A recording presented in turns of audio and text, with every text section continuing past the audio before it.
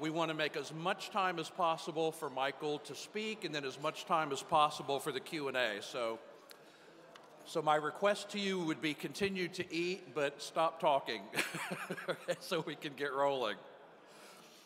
Again, my name is Tom Giovanetti. I'm the president of the Institute for Policy Innovation. Our director of events is Addie Crimmins back here. That's Addie. If you want to know more about IPI, if you want to get involved with IPI, if you want to make sure you're on our list for invitations to future events, please see Addie while you're here. You will also find on your table 3x5 cards and pens. And when we get to the Q&A portion of the program, that's how we will handle questions. So if you want to write down a question or a topic that you would like to see Michael Shellenberger address, write it down on a card. You can hold it up in the air, and someone from IPI will come along and pick that up. And we will try to get to as many of those as we possibly can. In your program, you have both a short bio of Michael Shellenberger and also a short couple of paragraphs about the Institute for Policy Innovation. We are a 35-year-old free market conservative policy think tank here in Dallas. And again, we are honored to be a grantee of the Sumners Foundation so that we are able to produce these events for you, and in particular, to produce these events for the Sumner Scholars. These are college students who are on scholarships granted to them by the Sumners Foundation.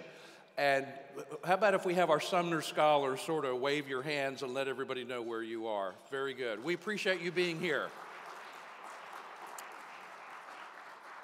A big part of why we do these events is for them.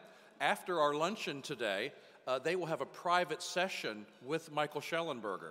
So please don't rush the stage after lunch to speak to Michael, because he has another obligation. He's got to go talk to the Sumner Scholars. Michael Shellenberger is a fascinating person. I first came across Michael several years ago when he wrote a book about environmentalism. In fact, I saw that a couple people brought copies of the book to the reception to get you to autograph them. Michael is a lifelong activist in a number of areas, has founded environmental organizations, but is also, I'm just winging this, I apologize, but is also really known for taking a clear eye and a practical approach to what actually works and what doesn't. So for instance, if you really do care about the environment, if you really do care about cleaning up the air, and if you really do care about seeing us depend less and less on coal, then you ought to be pro-nuclear, right? And so it doesn't make sense for you to call yourself an environmental activist, but also be against nuclear. That just doesn't make sense. So Michael has done a ton of work on that. But we're really excited today to hear about his new book, San Francisco, Why Progressive Policies Ruin Cities.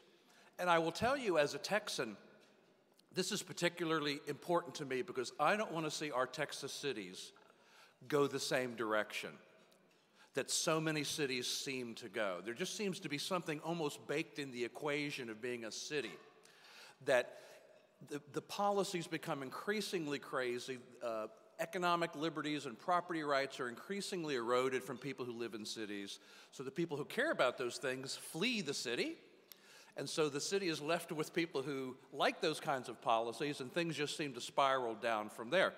This is actually one of the reasons why we at IPI have spent so much time in the last few years trying to persuade our state legislature that local control is a tool, not a rule.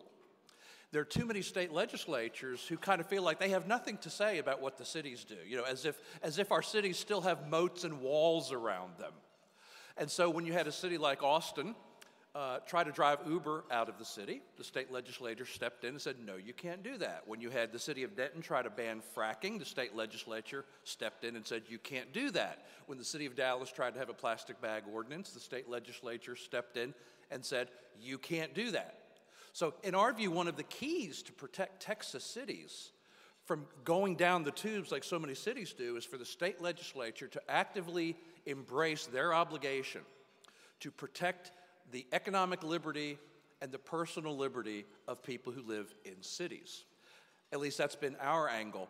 But we're really excited to hear today from Michael Shellenberger about what he has observed living in California living in San Francisco, and oh, by the way, he's decided to leverage some of that into a run for governor of California, which is very interesting. We wish you the best.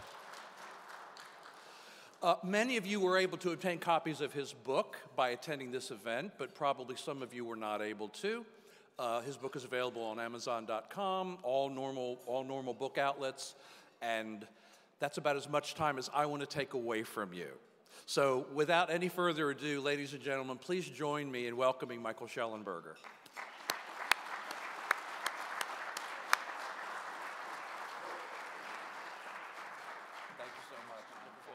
Thank you so much.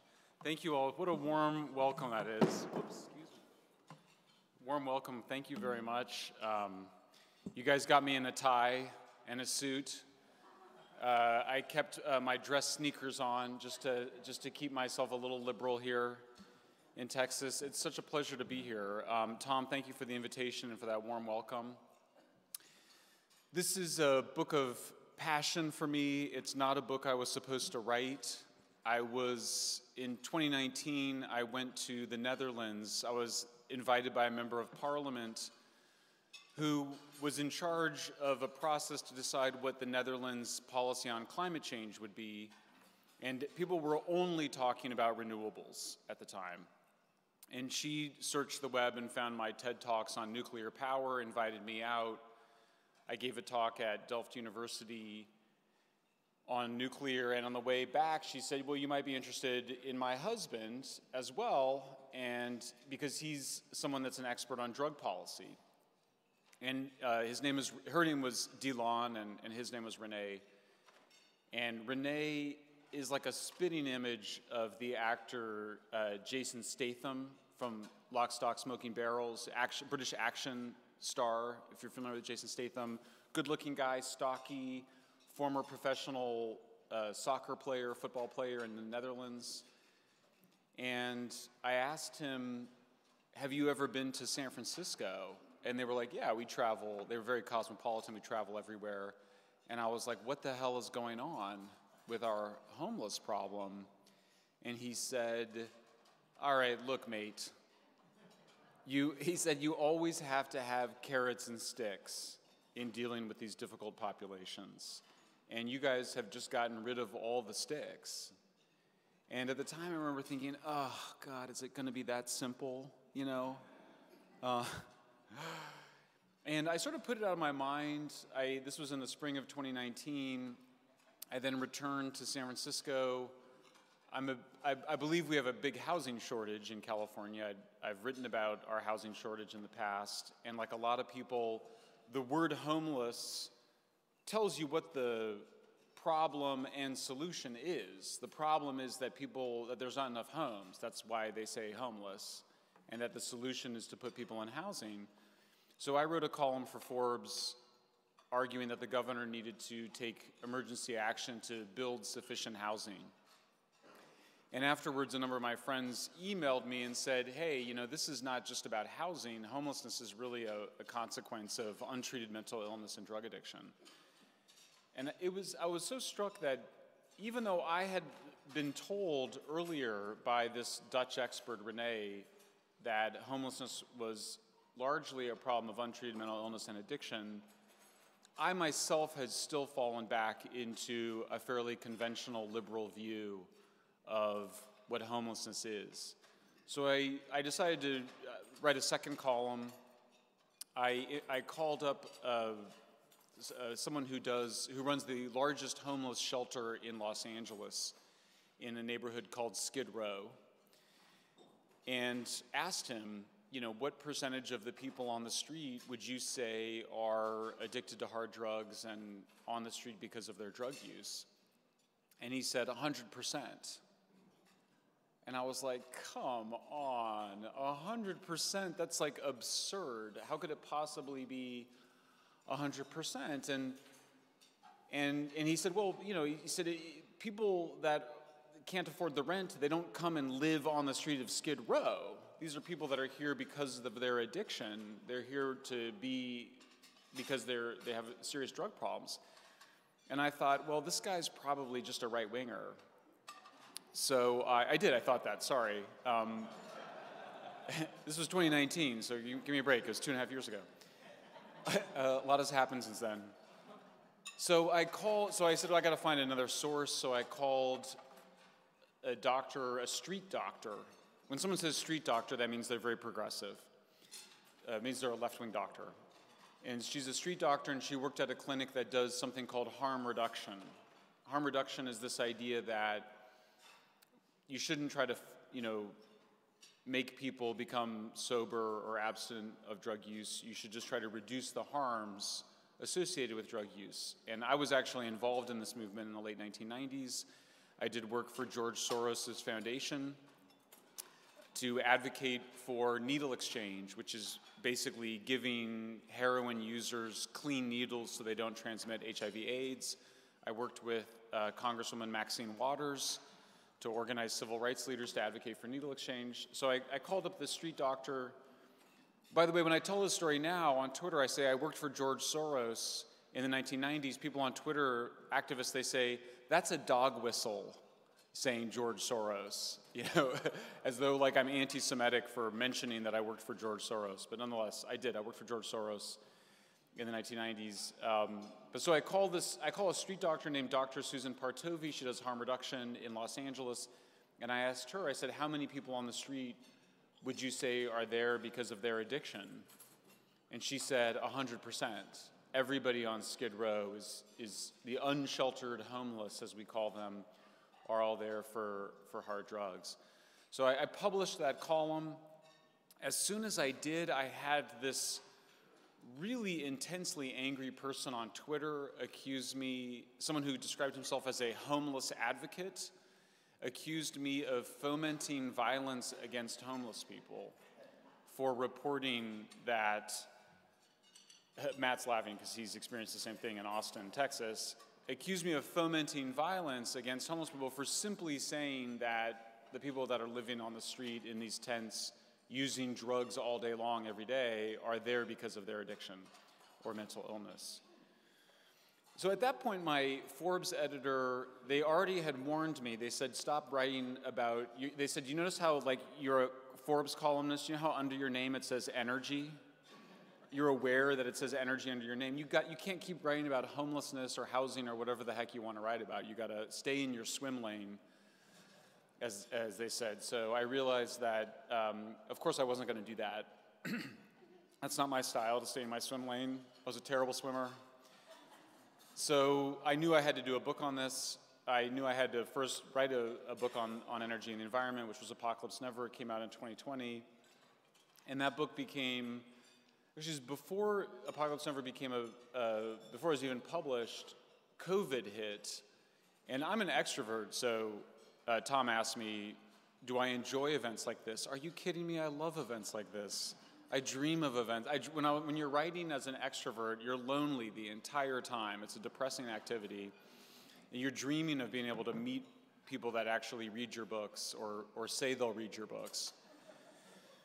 And so before that occurred, COVID hit, and all my plans for 2020 were gone. I was going to travel the world. I was going to sell my book. I was going to go and save nuclear plants, which is my passion, saving nuclear power plants from Malthusian anti-nuclear climate activists. I wasn't able to do that, and I fell into quite a funk. And I started watching these YouTube videos that featured a guy named Viktor Frankl. I'm curious, who's heard of Viktor Frankl in here? Some of you, okay, a lot of you, half of you have heard of Viktor Frankl. He's a famous Austrian psychoanalyst, Jewish, who, when he was a college student, started treating depressed college students. And this must have been in their late 20s, early 30s. He was a prodigy. He actually corresponded with Sigmund Freud when he was 17 years old.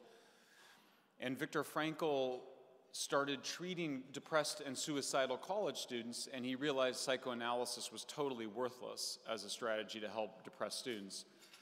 Instead, he would just ask them a very simple question, which was, tell me, why don't you kill yourself? He was a lighthearted person, you can tell.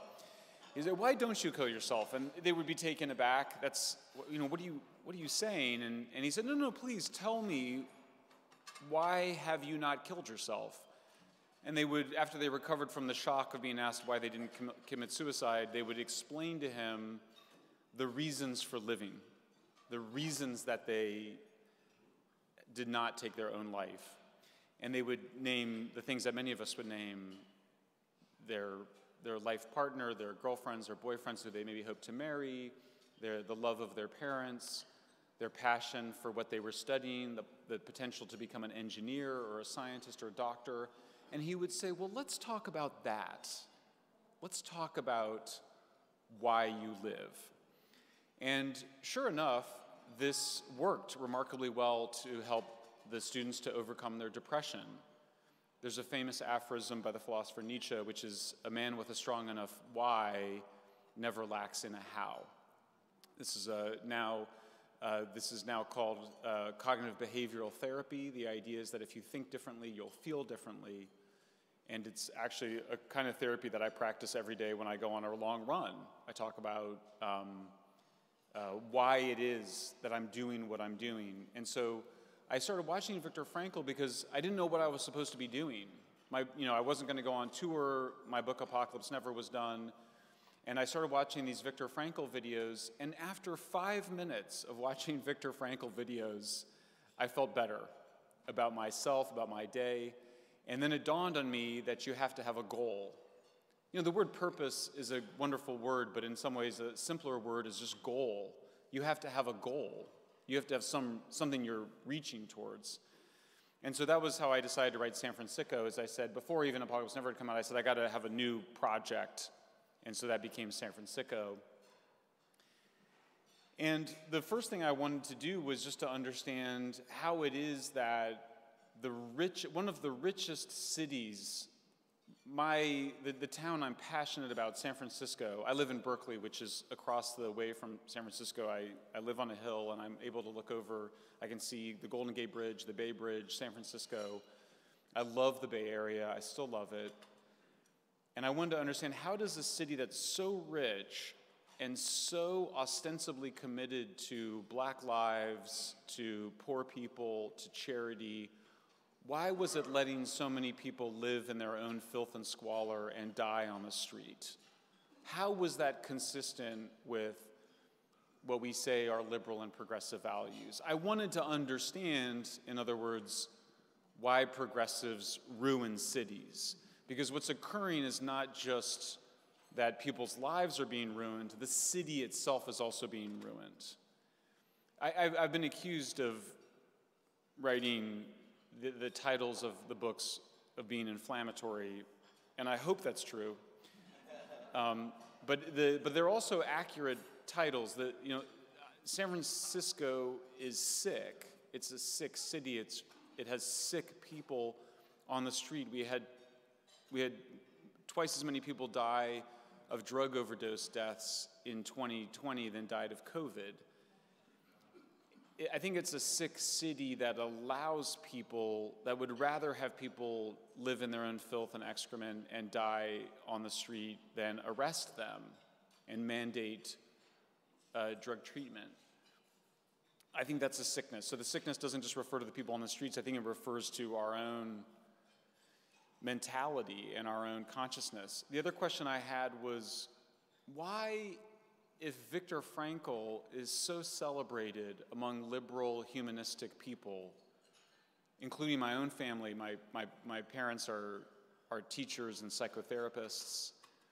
I grew up we just love Viktor Frankl. You know, he's a real idol.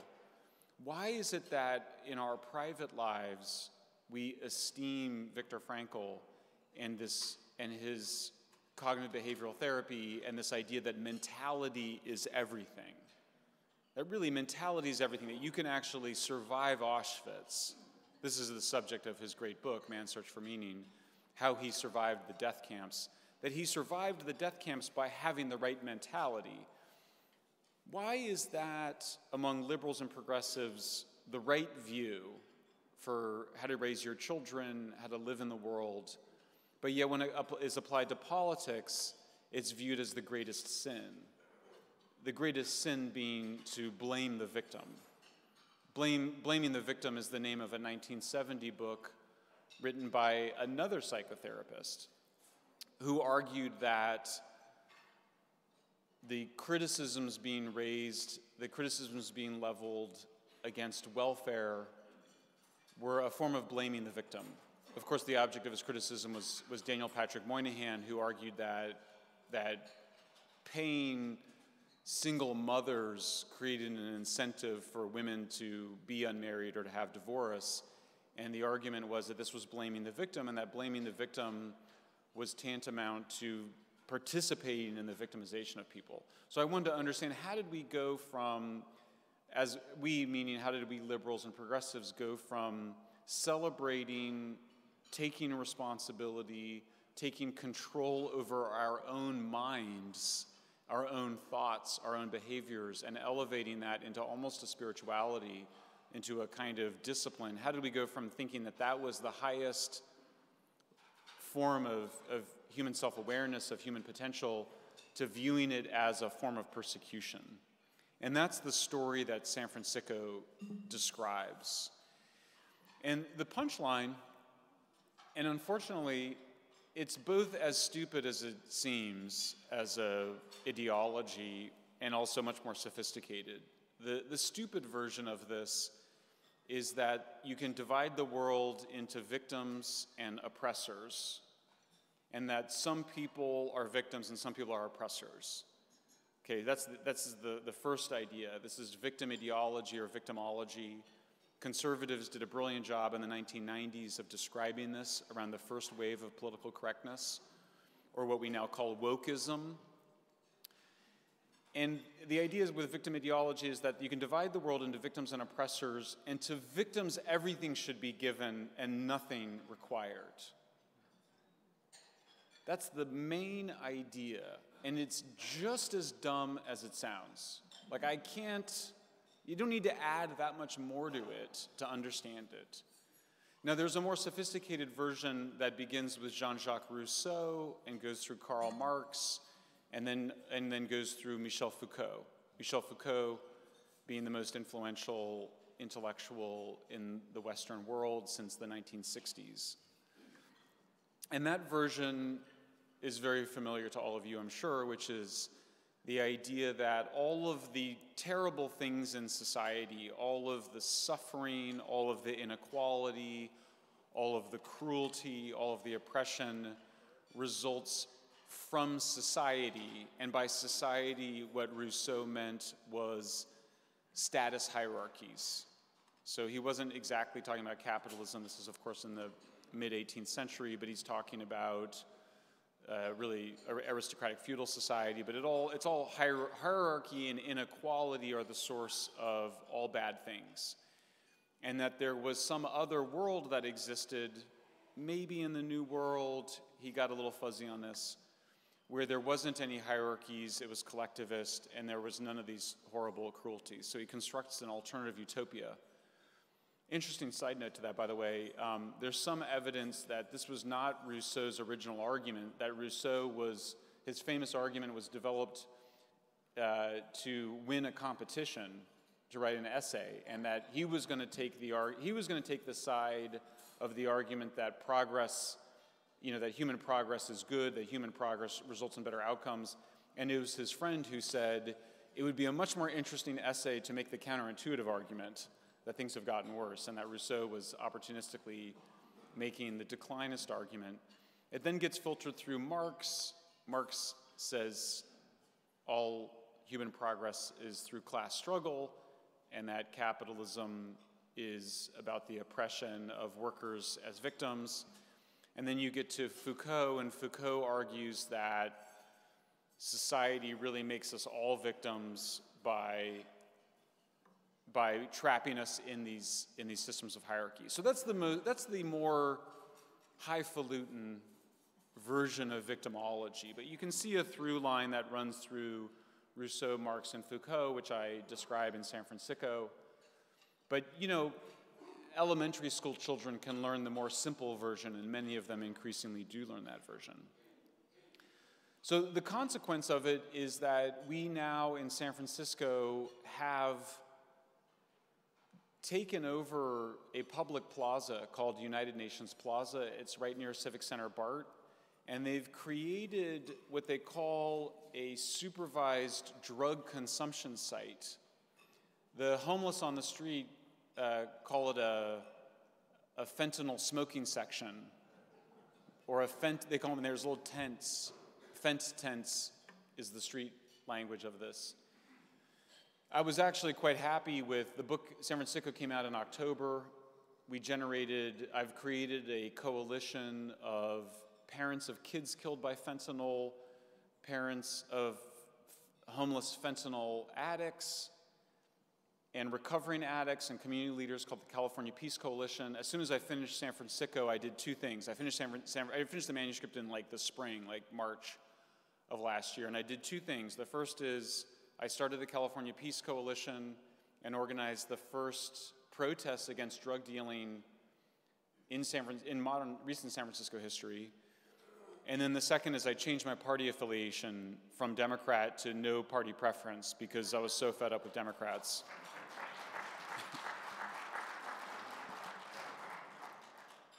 And I was very happy. I was pretty happy. We generated a lot of media attention around the horrors on the streets of San Francisco. I mean, we've always had homeless, but it's become just outrageously more intense. And in December, the mayor called for a crackdown, Mayor London Breed. And I was a big supporter of this. I applauded her. I defended her from my conservative friends in San Francisco. I said, this is serious. She even said tough love. She said, I'm going to put an end to all the bullshit.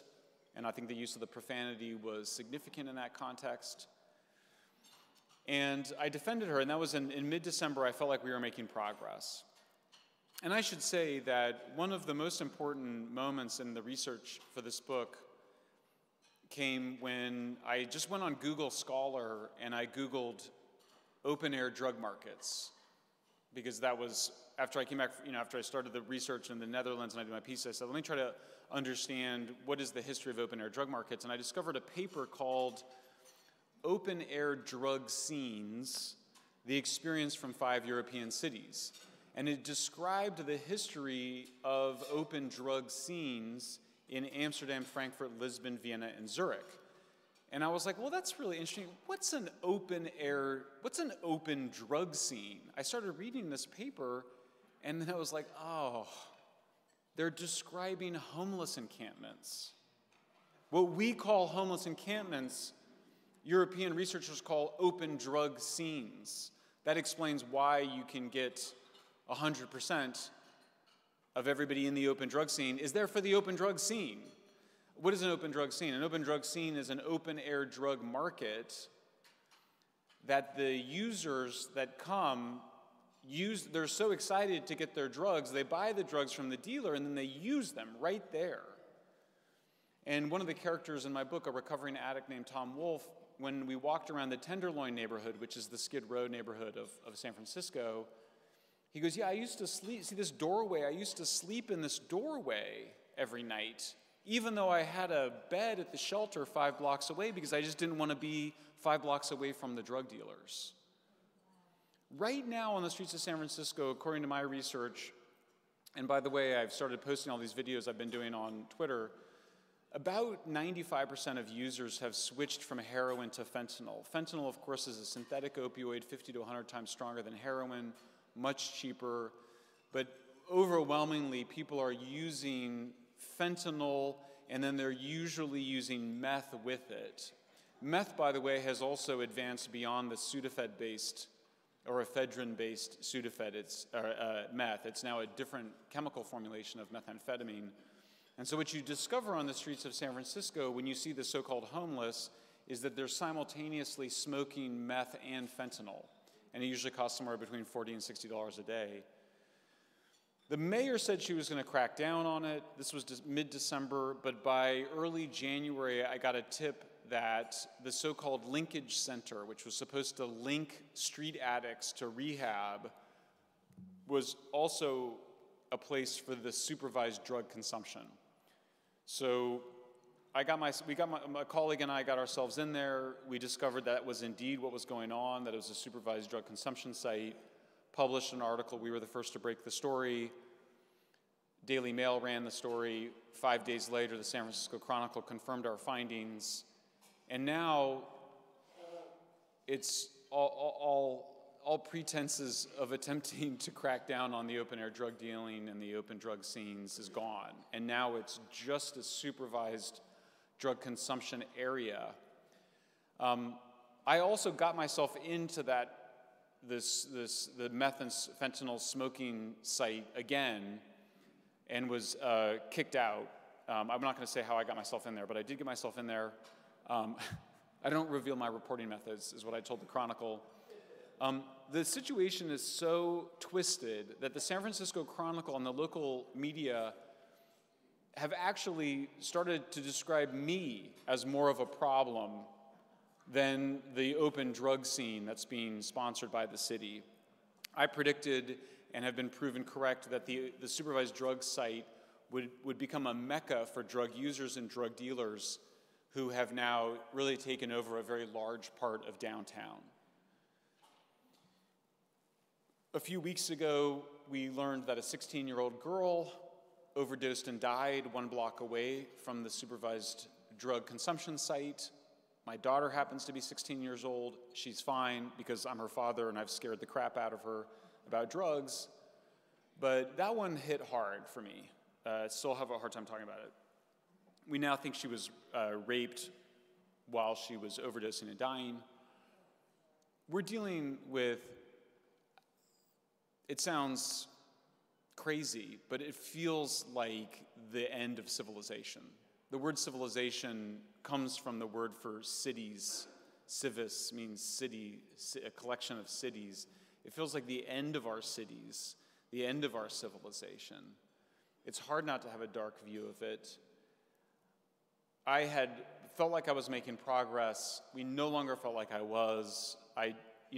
When I was becoming more mainstream in December, I was invited to give a talk at the Commonwealth Club, which is a sort of centrist policy forum in San Francisco. They asked, one of the parents in my coalition asked if I would consider running for governor.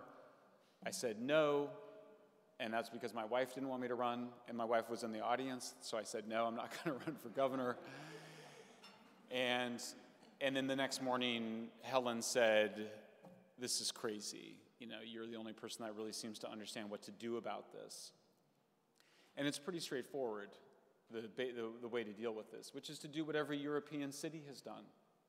Amsterdam, Frankfurt, Lisbon, Vienna, Zurich. There's actually a table in that paper where they go through each of those 5 cities and they just list the different things that they've all done. So I can summarize them in 3 steps. The first is, it's shelter first, housing earned.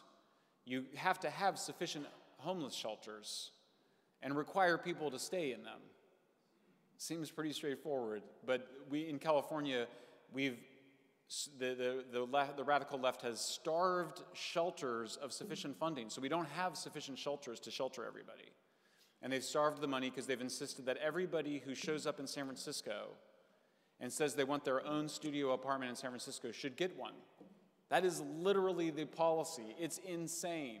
There is no way you could provide a studio apartment for everybody who wants one. And talk about perverse incentives, you all can imagine that. But what I saw in the Netherlands is that you had an opportunity to get yourself your own studio apartment or your own private room in a shelter if you made progress on your personal plan through abstinence or taking your meds or going to work. And I constantly saw Renee, the Jason Statham character, offering people their own private room as a reward for making progress on their personal plan. So that's shelter first, housing earned. That's the first thing. The second thing is that we need a statewide psychiatric and addiction care system. We have 58 counties in California, each of which offers their own psychiatric and addiction care system. We have the worst of both worlds. You have redundant overhead administrative and then huge gaps. So people get out of psych hospital, they go back on the street, they smoke fentanyl, and they die. They get out of rehab, they go back on the street, and they die. You have to have assertive case managers with a whatever it takes attitude. I'm calling this new program, which I'll create if I'm elected governor, CalPsych, to centralize psychiatric and addiction care services at the state level.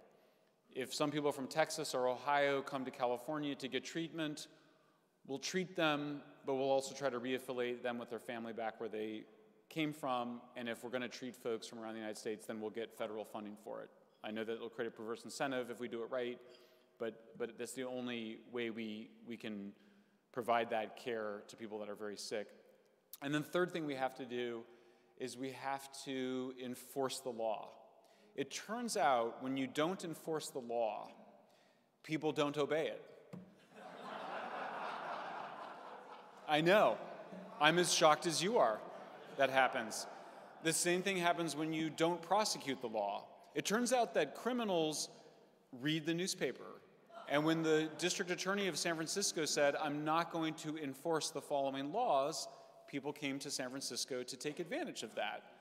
Criminals might be nefarious, but they're not stupid. So that's what I'm going to do. It's Shelter First Housing Earned, it's CalPsych, and it's enforce the laws. People have asked, is that a Republican agenda? Is that a Democrat agenda? Is that liberal? Is that conservative? You know, I'll leave it to the Yale political scientists to tell me how my agenda fits on the left-right continuum, which was invented in France in 1789, because apparently that's the right way to think about politics, is how the French thought about it in 1789. This can't happen without your support. I'm very grateful that I had this chance to come here and meet with all of you. I'm very grateful to sell books. To succeed in saving California, which I think is essential to saving our civilization, I need your support. I can't do this without folks like you. I had somebody tell me recently, my campaign, by the way, is totally a mash of liberals and conservatives and Republicans and Democrats who have the same confused identity that I have. But one of them said to me, he said, you know, the role of libertarians is to fight for freedom. The role of liberals is to care for people, and the role of conservatives is to defend civilization. And I think we need all three. Thank you very much.